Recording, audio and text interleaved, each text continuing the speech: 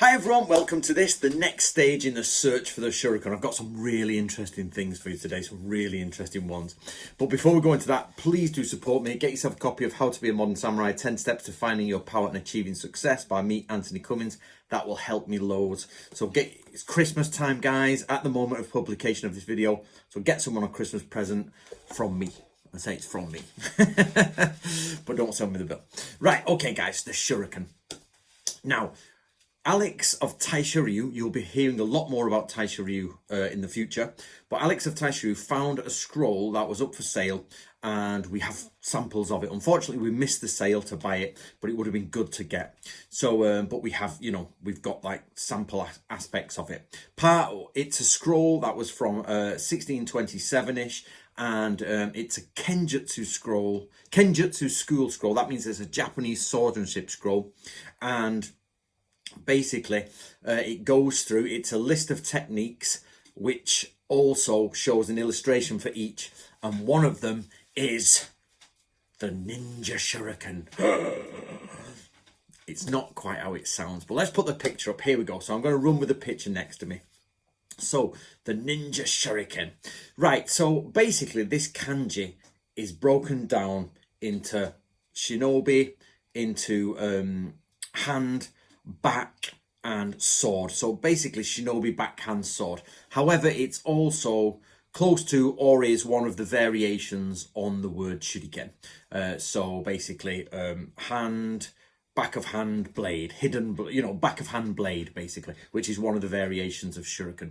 So we know this scroll is from the very early 1600s. So the people writing this scroll must have at least been born in 1600, if not 1580. So we're looking at a Sengoku period. Even though it's an Edo period scroll, it's Sengoku period information. You never just take the date of a scroll as that's the date of the information. The information, what you write, is always from before that date. It has to be.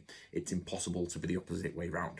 So on first look, this would look like, so it's a ninja shuriken, and which you can in other ways, like ninki, shinobi tools, can be a ninja tool. But unfortunately, guys, it just doesn't pan out because of context. So it would be amazing if you saw that on its own, ninja shuriken. You'd be like, yes.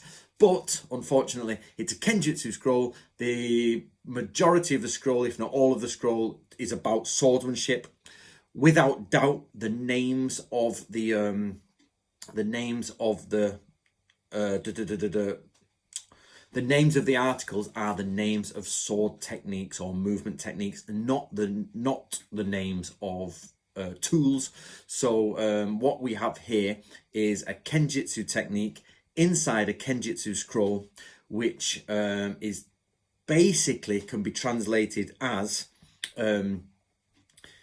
hidden backhanded sword, or hidden reverse hand sword, or hidden behind sword, or something like that. In English you'd have to really find the connotations for that time, but on the whole it looks like it's saying using a sword in a hidden way, in maybe a reverse or backhanded, some sort of manner.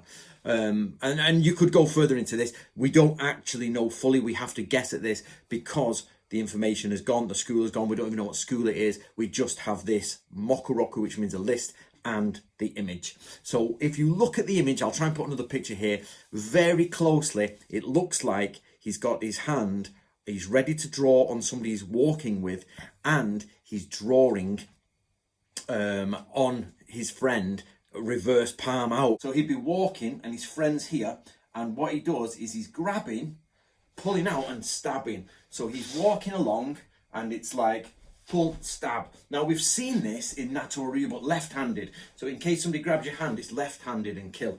But in this way, it seems that the person is unaware. You just pull out. I assume it's this sort of movement and then stab into the guts, and then you'll carry on and kill. So it actually is most likely a swordsmanship technique to say reverse-handed hidden blade attack. You know what I mean? As I say, guys, that translation is loose, but that's the basic idea of when you mix the picture and the kanji. But it does say shuriken, so that brings us to an issue, or at least something around those variants. That brings us to the issue of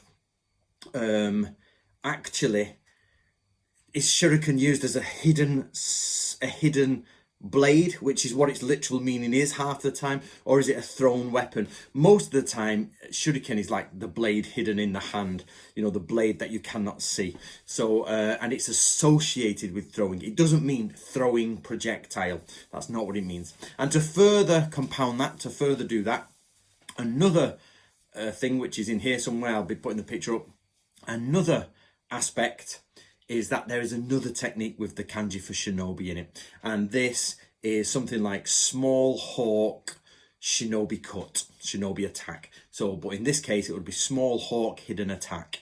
So the attack of the small hawk, or the attack of the young hawk, or whichever way you want to put that across, or the, you know, not necessarily young, but the smaller hawk, or, you know, small attack. It's difficult the way you can put them together, but basically, so you have a kenjutsu scroll, you have one of them, two sections in it talk about shinobi but use the word shuriken, and or a variation of, and one of them is about, it appears by the picture to be a reverse hand draw and stab, and the other one is a type of cut. So we know full well that here, sorry, no, that's incorrect for me to say. We can assume here by context that this is not a thrown weapon. It is not connected to the shinobi. The kanji here is used to mean hide, and it, in all intents and purposes, it appears to be a movement with a sword. So there you go, guys. Just another little aspect to add to our knowledge of the concept of shuriken in this system. Don't forget, guys, get a copy of this. Enjoy it. I hope you enjoy it.